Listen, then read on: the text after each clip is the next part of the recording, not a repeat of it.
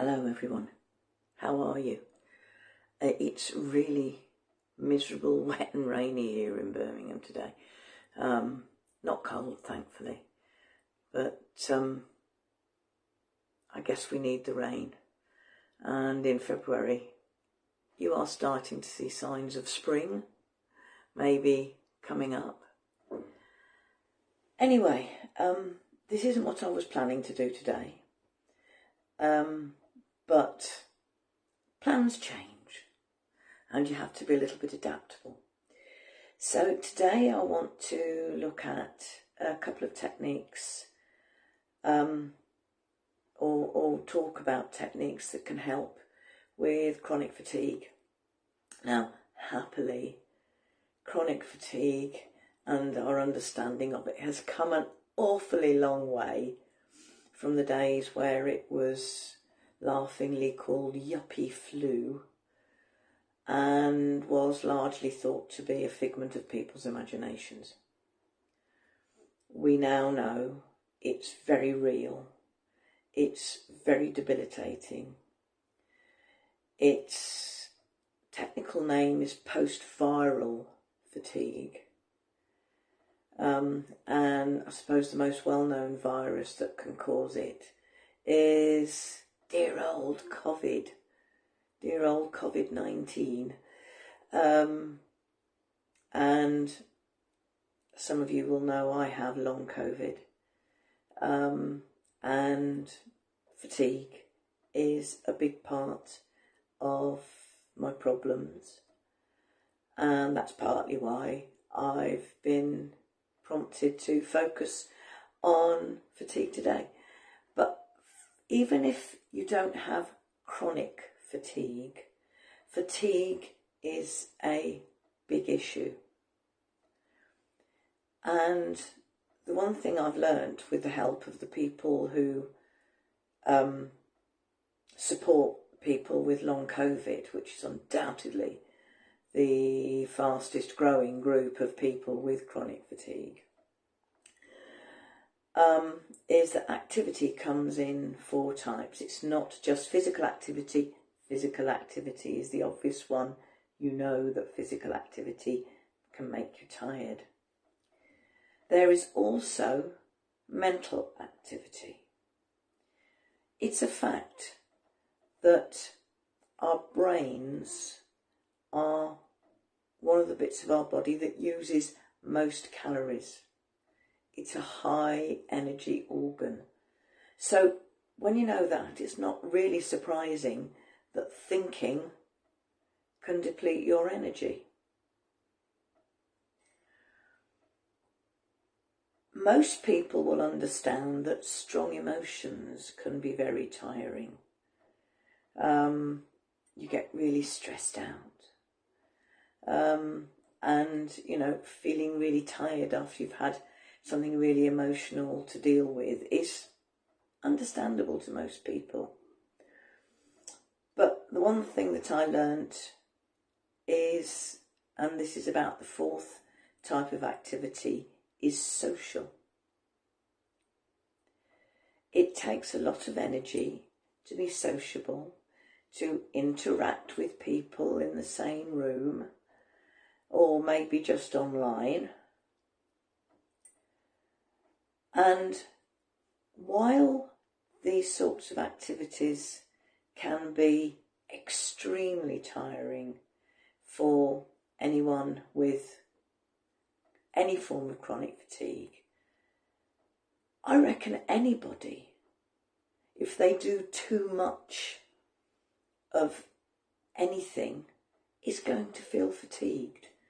So even if you don't have long COVID or ME or chronic fatigue syndrome of any sort, I think that you will find what I'm going to do today helpful. Now, before I get into the meat and drink of this video, I just want to remind everyone that if you find what I do helpful and you're thinking, oh, I'd absolutely love to have a one-to-one with Sally, that is possible. All you need to do is email me and I will put the email address underneath this video, because I'm very happy to book one-to-one sessions. 30-minute sessions will only cost £1 or whatever you can afford. Basically, if you want a one-to-one session with me, I'm very happy to do so for a donation of whatever you can afford. All I ask is that you make a minimum donation of £1.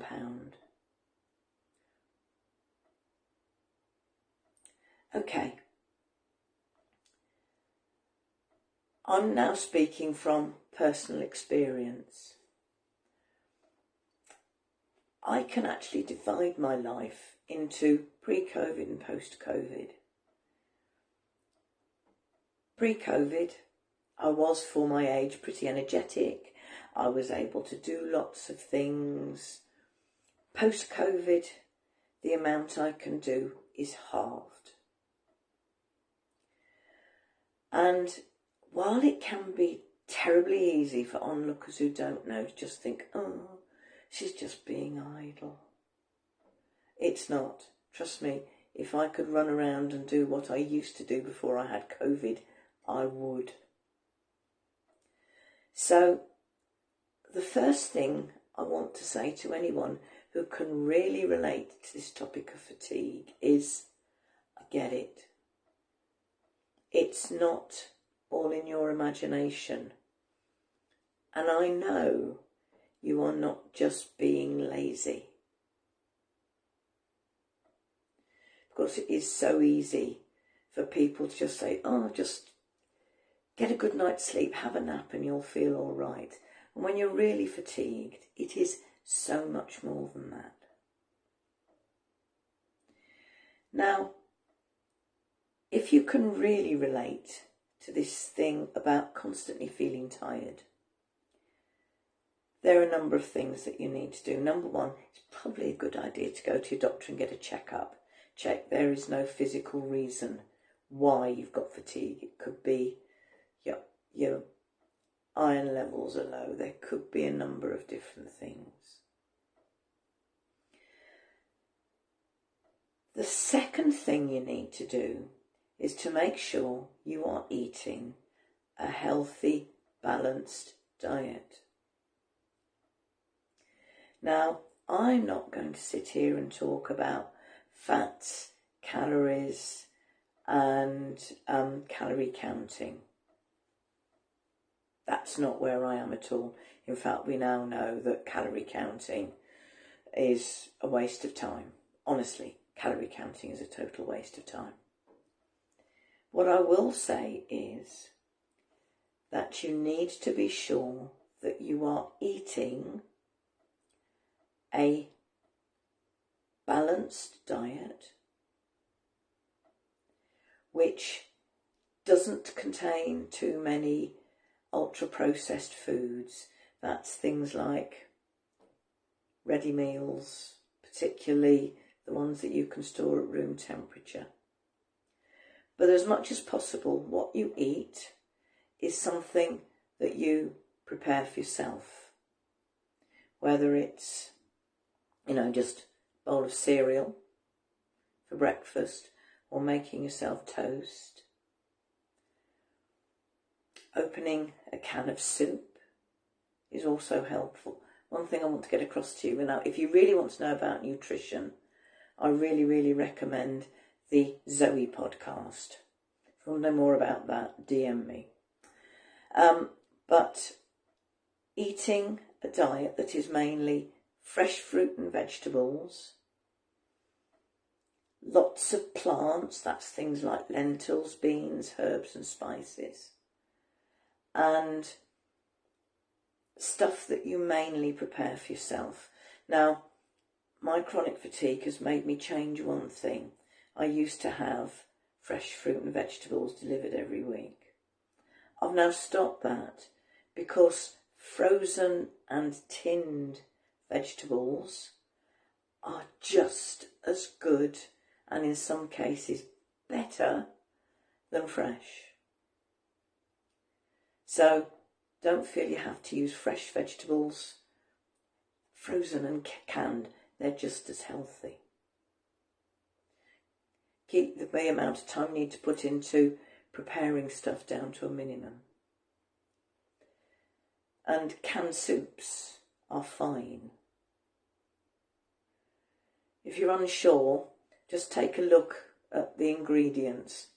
And if you mainly see things like buttermilk, eggs, whatever, vitamins, that's fine. But if you see a long list of things like monosodium glutamate or emulsifiers, you probably want to steer clear of that sort of thing. But focusing, making sure that you are eating the healthiest possible diet that you can is important, because bottom line is your diet is where you get your energy from. And when you know you can deplete your energy resources quickly, you really do need to make sure that you are giving your body the right sort of food energy. It's also a good idea to make sure that you are not sapping your energy with things that don't help you.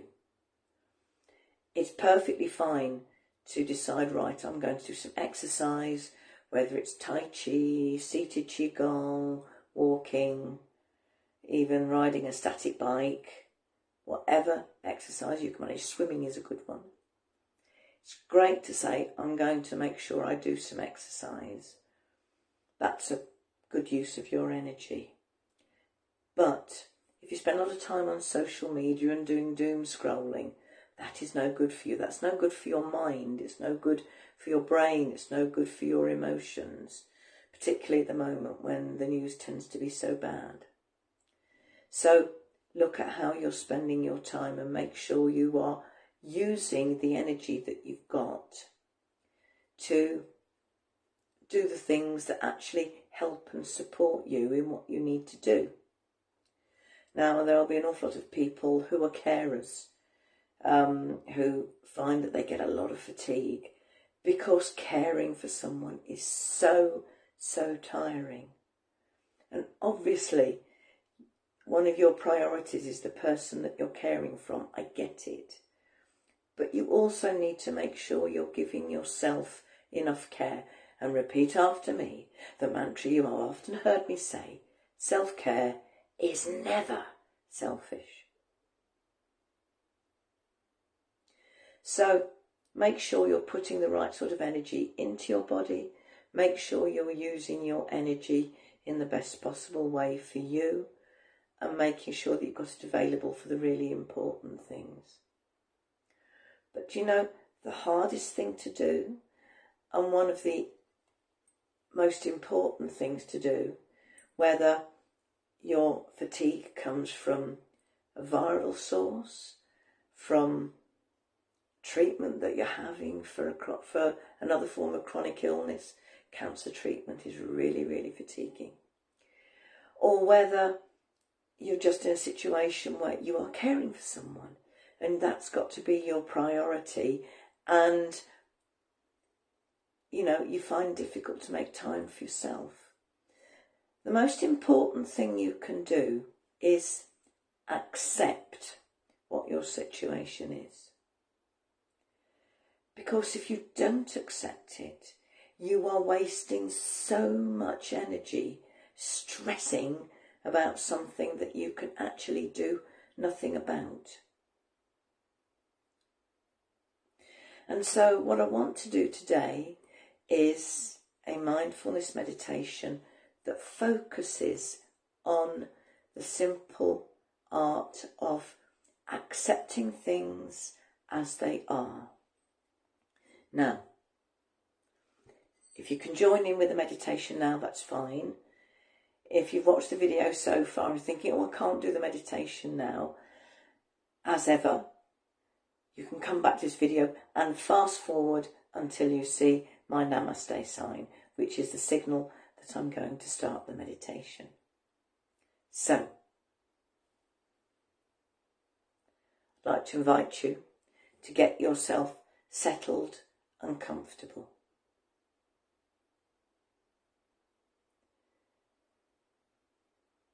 I'm going to invite you to try to focus your attention on the fact that for the next few moments you've given yourself permission to sit still, or maybe even lie still.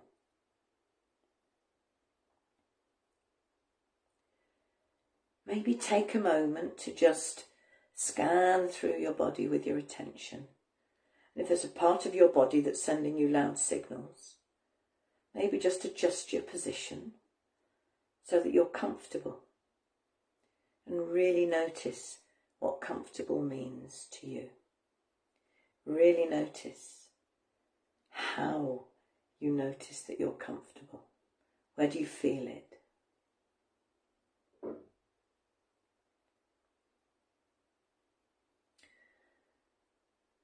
And then I'm going to ask you, if you want to bring your awareness into your breath. No need to change your breath. Just notice your breath. Just notice that you're breathing in and breathing out. Maybe be curious.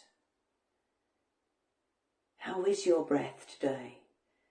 Is it long and slow and deep, or is it rather on the shorter and shallower side? However your breathing is, just let it be. And just remind yourself that your breath, however it is doing its job. It's getting oxygen to every cell in your body.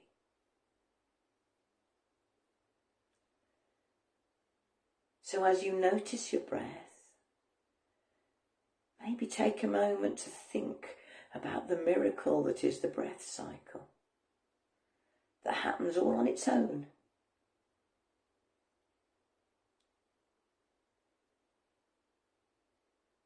And just notice every breath as it happens. Accepting your breath exactly as it is. Now, because your breath will carry on without you paying any attention to it, it's going to be very easy for your mind to want to start wandering away. And if you notice that your mind has been taken away from your breath, maybe you've become lost in a daydream, or maybe you've started thinking about a shopping list, or maybe you've remembered something that happened yesterday. The moment you notice that your mind has been taken away from your breath, you are being mindful. You have noticed what's going on. And that's what this is about. It's about noticing what's going on. So the moment that you notice your mind has wandered away, you are being mindful. So give yourself a small pat on the back. But then bring your awareness back to your breath.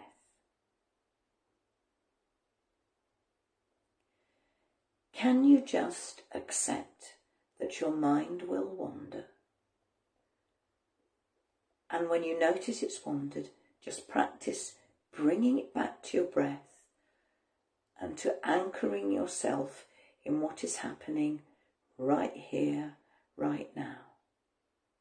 Because you have given yourself this time when nothing else matters except just this breath coming in, just this breath going out.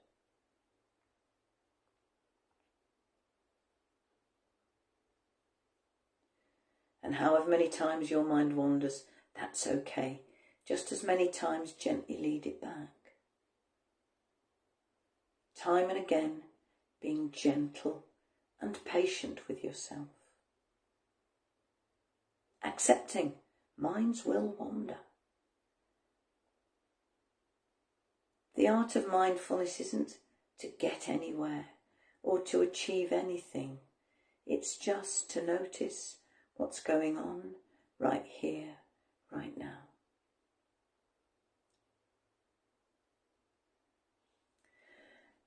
And now I'm going to ask you to use your imagination.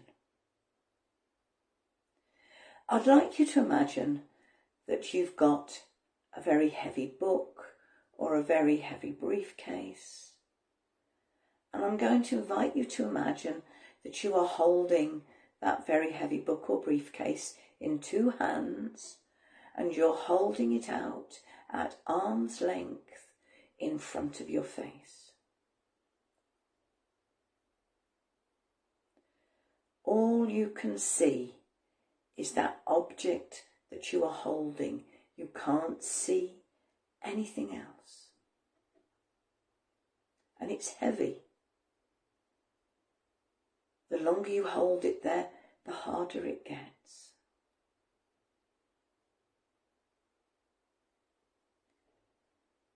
Your arms begin to ache, maybe they begin to shake. You start to get fatigued. And now I'd like you to manage that you rest whatever object you were imagining you were holding. Imagine that you rest that object on your lap. And now you can see in front of you. You can see what's going on. Your arms are relaxed. They're not holding a heavy weight. The weight you are holding is still there. It's on your lap. But you no longer have to give it your full attention. Your hands and your eyes and your mind are free to do other things.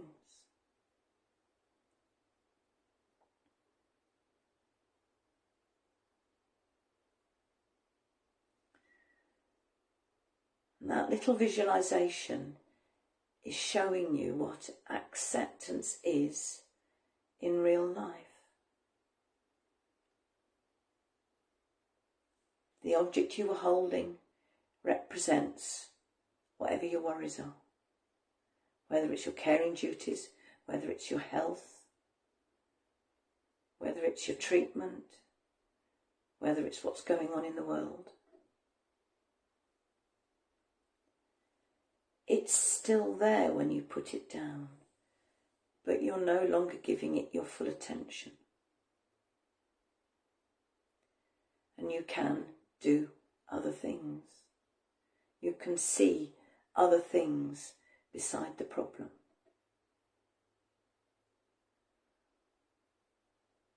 Acceptance is probably one of the hardest attitudes of mindfulness to practice, because you're having to accept, there we go again, that there are things you have no control over, whether it's what's going on in the world, how other people choose to treat you, the fact of your health problems, the fact that you have caring duties. You have no control over those things probably, because you can't control what other people choose to think, say or do. You can only choose to control what you think, say and do, and that affects how you feel. So before we close this meditation, I'd like you to think about what is your heavy book or case that seems to dominate the whole of your life. Ill health, caring duties, other people's attitudes and choices.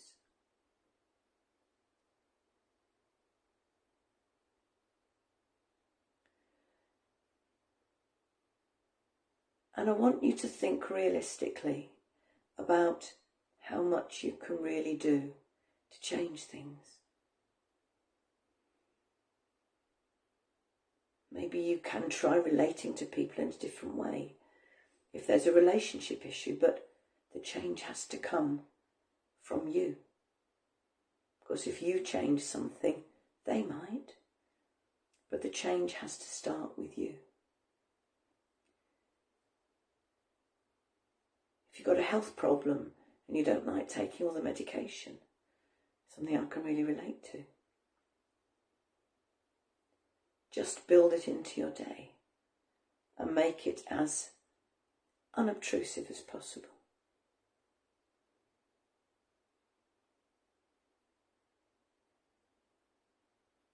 Recognise that the only thing you have any control over is how you choose to think, feel and act. And make a promise to yourself that you will think in ways that are helpful and supportive. Maybe take a moment to commit to doing one thing that you've realised might make your book or case less heavy. And then thank yourself for taking this time. And then let your awareness slowly move out.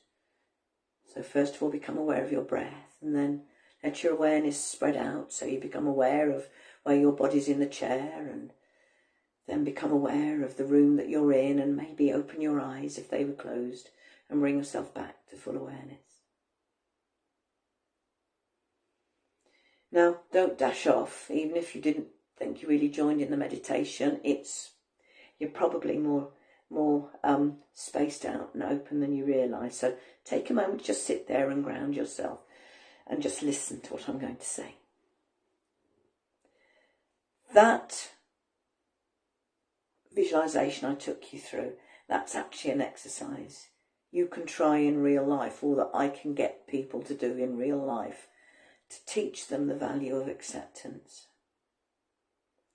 Because if you don't accept something that's out of your control, you waste so much of your energy stressing about it, getting really uptight about it, that you have no energy left for the important things, which is actually doing the things that are important in your life. Finding enough time and energy to exercise, finding the time to do a little bit of meditation or Tai Chi Qigong, or finding time to just have fun, do something you enjoy for no other reason than you enjoy it.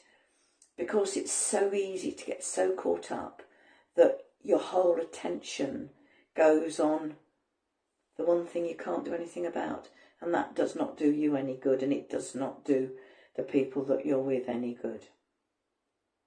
So, if you've related to anything that I've said today about accepting something that's really difficult, and you think you'd like to know more about it, drop me a line or DM me on whatever platform you've seen this video, and we can chat.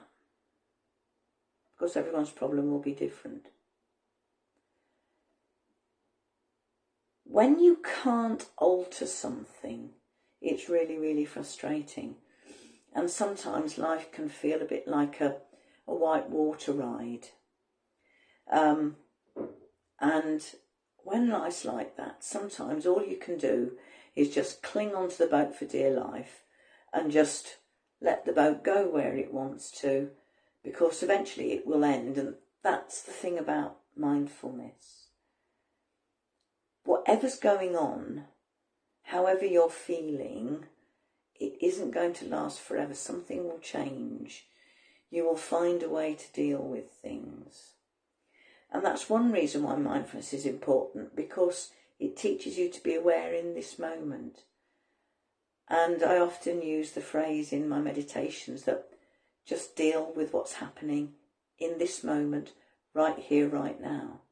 Because the past's gone and the future isn't here, and you cannot tell what will happen in the future. And I make no apology to those who've heard it before. I will use the one obvious example that we can all relate to of the lockdown that we went through in COVID. We weren't expecting to suddenly find ourselves not allowed to go out of our houses. But we coped one day at a time. We found new ways to do things. we discovered Zoom and the video. And just as you coped during the pandemic, so whatever your long ongoing problem is, there are ways that you can cope with it better without it dominating your life, without you wasting too much energy, getting really stressed about the simple fact of how things are. Because if you can't change it, there is no point in wasting your energy worrying about it. Okay, I'm going to end this video now by saying thank you for watching. Thank yourself for taking the time to watch whatever platform you've seen it on. And take time to care for yourself, and remember above all that you matter. Namaste.